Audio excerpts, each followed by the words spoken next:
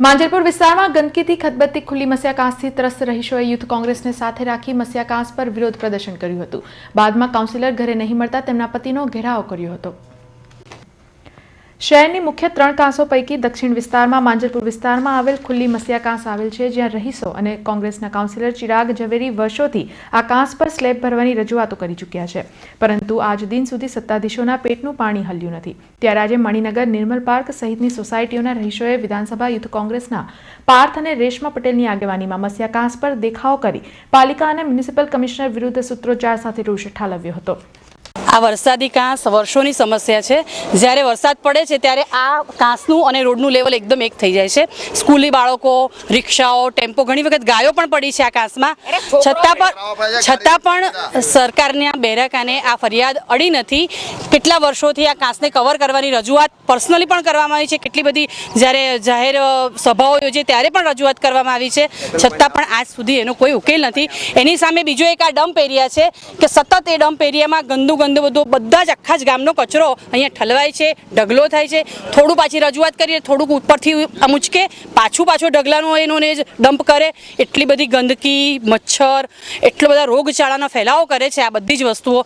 અહીંયા માંજલપુરના લોકોનું સ્વાસ્થ્ય જો બગડતું હોય તો એક આકાશ અને એક આ ડમ્પ એરિયા બેના કારણે માંજલપુરના સ્વાસ્થ્યનું કોઈ જ ઠેકાણું નથી। અને ભવિષ્યમાં પછી ડેન્ગ્યુ ફેલાવ્યું, આ ફેલાવ્યું, તે ફેલાવ્યું, બસ એના નામે પછી મેડિકલ સારવારોના અંતે બધું તમે કરશો, પણ પહેલા જે મૂળ છે એને તમે દૂર કરો।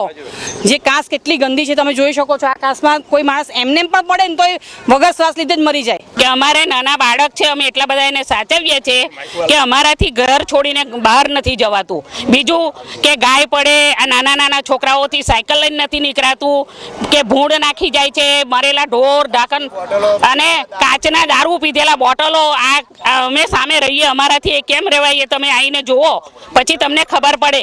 મારે નાના છોકરા છે, મચ્છર એટલા બધા, તમે મચ્છર તો આવીને જુઓ તો તમને ખબર પડે। તમે બંગલામાં એડ્રેસથી ઊંઘો અને બીજાને દુઃખ આપો એવું ના ચાલે ને। આજે ગટરો અંદર વારી, તમે ગટર જોઈ જાઓ।